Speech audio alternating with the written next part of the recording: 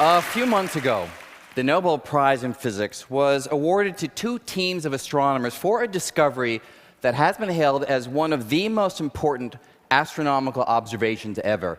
And today, after briefly describing what they found, I'm going to tell you about a highly controversial framework for explaining their discovery, namely the possibility that way beyond the Earth, the Milky Way, and other distant galaxies, we may find that our universe is not the only universe, but is instead part of a vast complex of universes that we call the multiverse. Now, the idea of a multiverse is a strange one. I mean, most of us were raised to believe that the word universe means everything. And I say most of us with forethought, as my 4-year-old daughter has heard me speak of these ideas since she was born. And last year, I was holding her and I said, "Sophia, I love you more than anything in the universe." And she turned to me and said, "Daddy, universe or multiverse?" But barring such an anomalous upbringing, it is strange to imagine other realms separate from ours, most with fundamentally different features, that would rightly be called universes of their own. And yet, speculative though the idea surely is, I aim to convince you that there's reason for taking it seriously, as it just might be right. I'm going to tell the story of the multiverse in 3 parts. In part 1, I'm going to describe those Nobel Prize-winning results and highlight a profound mystery which those results revealed. In part 2, I'll offer a solution to that mystery. It's based on an approach called string theory, and that's where the idea of the multiverse will come into the story. Finally, in part 3, I'm going to describe a cosmological theory called inflation, which will pull all the pieces of the story together. Okay, part 1 starts back in 1929 when the great astronomer Edwin Hubble realized that the distant galaxies were all rushing away from us, establishing that space itself is stretching, it's expanding. Now, this was revolutionary. The prevailing wisdom was that on the largest of scales, the universe was static. But even so, there was one thing that everyone was certain of. The expansion must be slowing down. That as much as the gravitational pull of the Earth slows the ascent of an apple tossed upward, the gravitational pull of each galaxy on every other must be slowing the expansion of space. Now let's fast forward to the 1990s, when those two teams of astronomers I mentioned at the outset were inspired by this reasoning to measure the rate at which the expansion has been slowing. And they did this by painstaking observations of numerous distant galaxies, allowing them to chart how the expansion rate has changed over time. Here's the surprise. They found that the expansion is not slowing down. Instead, they found that it's speeding up, going faster and faster. That's like tossing an apple upward, and it goes up faster and faster. Now, if you saw an apple do that, you'd want to know why. What's pushing on it? Similarly, the astronomers' results are surely well-deserving of the Nobel Prize, but they raised an analogous question. What force is driving all galaxies to rush away from every other at an ever-quickening speed? Well, the most promising answer comes from an old idea of Einstein's. You see, we are all used to gravity being a force that does one thing: pulls objects together. But in Einstein's theory of gravity, his general theory of relativity, gravity can also push things apart. How? Well, according to Einstein's math, if space is uniformly filled with an invisible energy, sort of like a uniform invisible mist, then the gravity generated by that mist would be repulsive. Repulsive gravity, which is just what we need to explain the observations, because the repulsive gravity of an invisible energy in space, we now call it dark energy, but I've made it smoky white here so you can see it. Its repulsive gravity would cause each galaxy to push against every other, driving the expansion to speed up, not slow down. And this explanation represents great progress. But I promised you a mystery here in part 1. Here it is. When the astronomers worked out how much of this dark energy must be infusing space to account for the cosmic speedup, Look at what they found.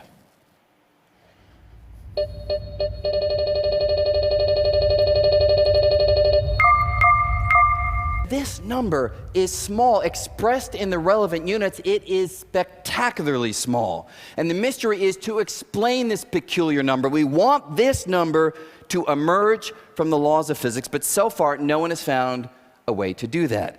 Now, you might wonder, should you care?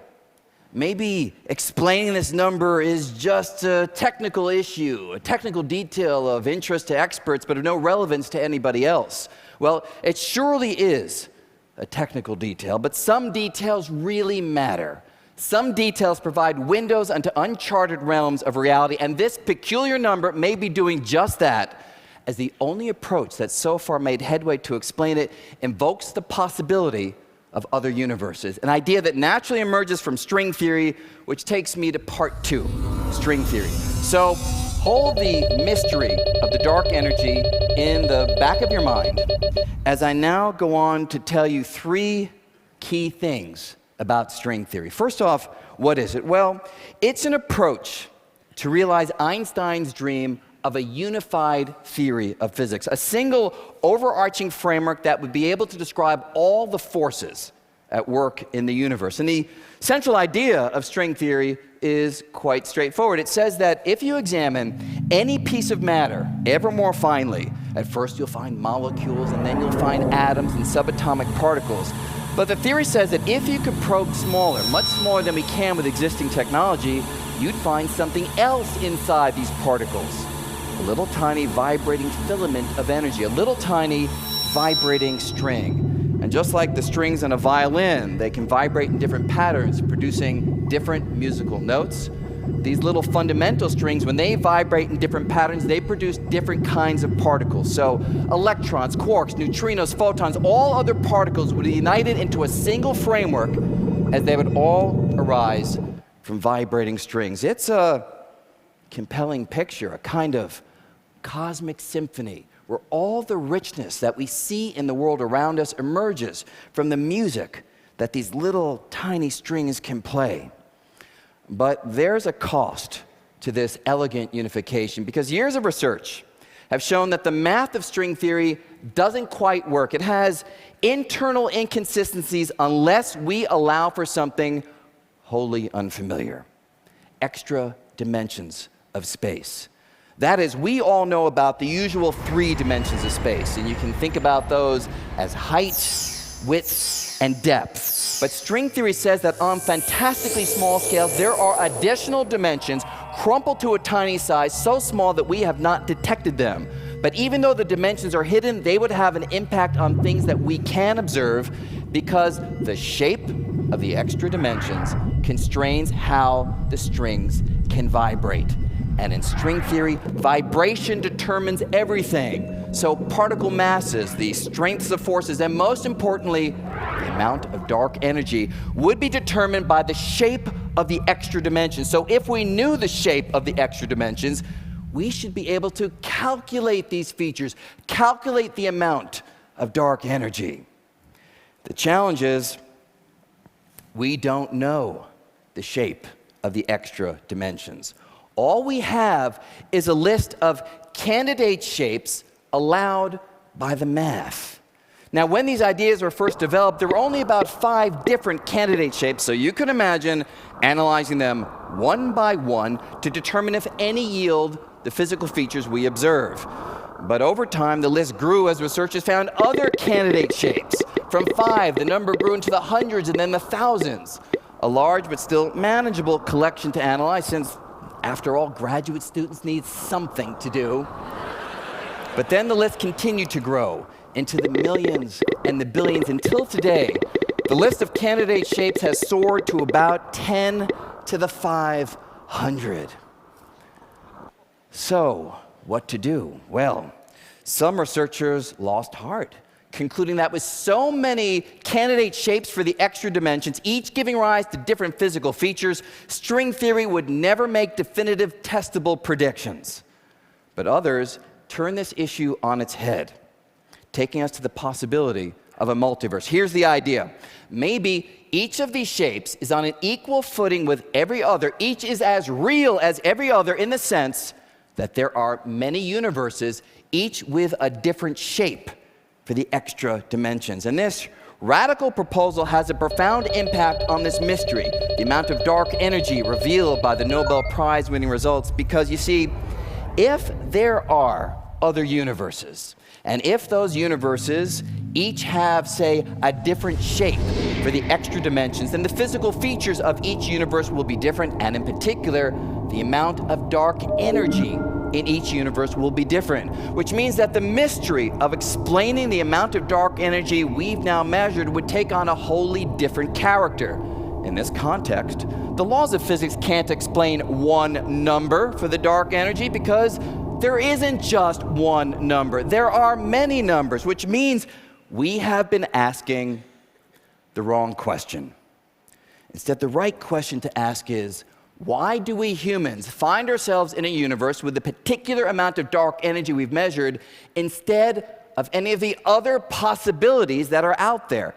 And that's a question on which we can make headway, because those universes that have much more dark energy than ours, whenever matter tries to clump into galaxies, the repulsive push of the dark energy is so strong that it blows the clump apart and galaxies don't form. And in those universes that have much less dark energy, well, they collapse back on themselves so quickly that again, galaxies don't form. And without galaxies, there are no stars, no planets, and no chance for our form of life to exist in those other universes. So we find ourselves in a universe with the particular amount of dark energy we've measured simply because our universe has conditions hospitable to our form of life. And that would be that. Mystery solved, multiverse found. Now, some find this explanation unsatisfying. We're used to physics giving us definitive explanations for the features we observe. But the point is, if the feature you're observing can and does take on a wide variety of different values across the wider landscape of reality, then seeking one explanation for a particular value is simply misguided. An early example comes from the great astronomer Johannes Kepler, who was obsessed with understanding a different number, why the sun is 93 million miles away from the Earth. And he worked for decades trying to explain this number, but he never succeeded, and we know why. Kepler was asking the wrong question. We now know that there are many planets at a wide variety of different distances from their host stars, so hoping that the laws of physics will explain one particular number, 93 million miles, well, that is simply wrong-headed. Instead, the right question to ask is, why do we humans find ourselves on a planet at this particular distance instead of any of the other possibilities? And again, that's a question we can answer. Those planets which are much closer to a star like the sun would be so hot that our form of life wouldn't exist. And those planets that are much farther away from the star, well, they're so cold that again, our form of life would not take hold. So we find ourselves on a planet at this particular distance simply because it yields conditions vital to our form of life. And when it comes to planets and their distances, this clearly is the right kind of reasoning. The point is, when it comes to universes and the dark energy that they contain, it may also be the right kind of reasoning. One key difference, of course, is we know that there are other planets out there, but so far I've only speculated on the possibility that there might be other universes. So to pull it all together, we need a mechanism that can actually generate other universes. And that takes me to my final part, part 3, because such a mechanism has been found by cosmologists trying to understand the Big Bang. You see, when we speak of the Big Bang, we often have an image of a kind of cosmic explosion that created our universe and set space rushing outward. But there's a little secret. The Big Bang leaves out something pretty important: the bang. It tells us how the universe evolved after the bang, but gives us no insight into what would have powered the bang itself. And this gap was finally filled by an enhanced version of the Big Bang theory. It's called inflationary cosmology, which identified a particular kind of fuel that would naturally generate an outward rush of space. The fuel is based on something called a quantum field, but the only detail that matters for us is that this fuel proves to be so efficient that it's virtually impossible to use it all up, which means in the inflationary theory, the Big Bang giving rise to our universe is likely not a one-time event. Instead, the fuel not only generates our Big Bang, but it would also generate countless other Big Bangs, each giving rise to its own separate universe, with our universe becoming but one bubble in a grand cosmic bubble bath of universes. And now, if we meld this with string theory, here's the picture we're led to. Each of these universes has extra dimensions. The extra dimensions take on a wide variety of different shapes. The different shapes yield different physical features. And we find ourselves in one universe instead of another simply because it's only in our universe that the physical features, like the amount of dark energy, are right for our form of life to take hold. And this is the compelling but highly controversial picture of the wider cosmos that cutting-edge observation and theory has now led us to seriously consider. One big remaining question, of course, is, could we ever confirm the existence of other universes? Well, let me describe one way that might one day happen. The inflationary theory already has strong observational support because the theory predicts that the Big Bang would have been so intense that as space rapidly expanded, tiny quantum jitters from the micro world would have been stretched out to the macro world, yielding a distinctive fingerprint, a pattern of slightly hotter spots and slightly colder spots across space, which powerful telescopes have now observed. Going further, if there are other universes, the theory predicts that every so often, those universes can collide. And if our universe got hit by another, that collision would generate an additional subtle pattern of temperature variations across space that we might one day be able to detect. And so exotic as this picture is, it may one day be grounded in observations establishing the existence of other universes. I'll conclude with a striking implication of all these ideas for the very far future. You see, we learned that our universe is not static, that space is expanding, that expansion is speeding up, and that there might be other universes, all by carefully examining faint pinpoints of starlight coming to us from distant galaxies. But because the expansion is speeding up, in the very far future, those galaxies will rush away so far and so fast that we won't be able to see them, not because of technological limitations, but because of the laws of physics. The light those galaxies emit, even traveling at the fastest speed, the speed of light, will not be able to overcome the ever-widening gulf between us.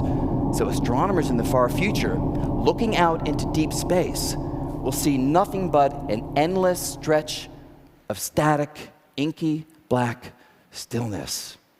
And they will conclude that the universe is static and unchanging and populated by a single central oasis of matter that they inhabit, a picture of the cosmos that we definitively know to be wrong. Now, maybe those future astronomers will have records handed down from an earlier era, like ours, attesting to an expanding cosmos teeming with galaxies. But would those future astronomers believe such ancient knowledge? Or would they believe in the black, static, empty universe that their own state-of-the-art observations reveal?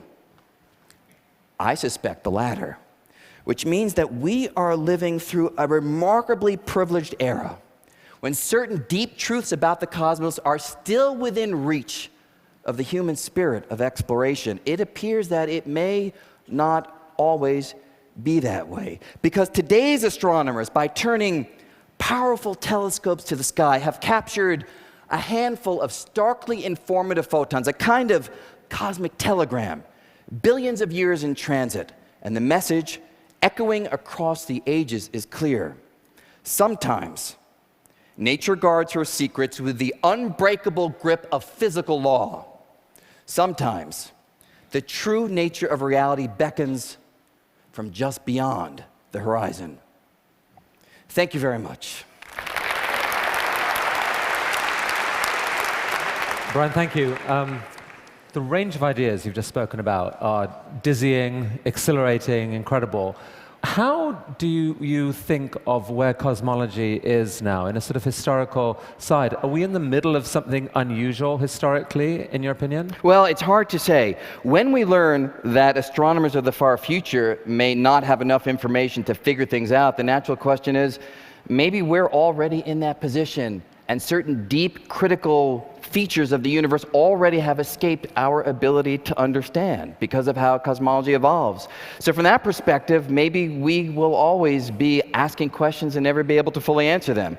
On the other hand, we now can understand how old the universe is. We can understand how to understand the data from the microwave background radiation that was set down 13.72 billion years ago, and yet we can do calculations today to predict how it will look, and it matches. Holy cow, that's just amazing. So on the one hand, it's just incredible where we've gotten, but who knows what sort of blocks we may find in the future. You're going to be around for the next few days. Maybe some of these conversations can continue. Thank you. My pleasure. Thank you. Thank you, Brian.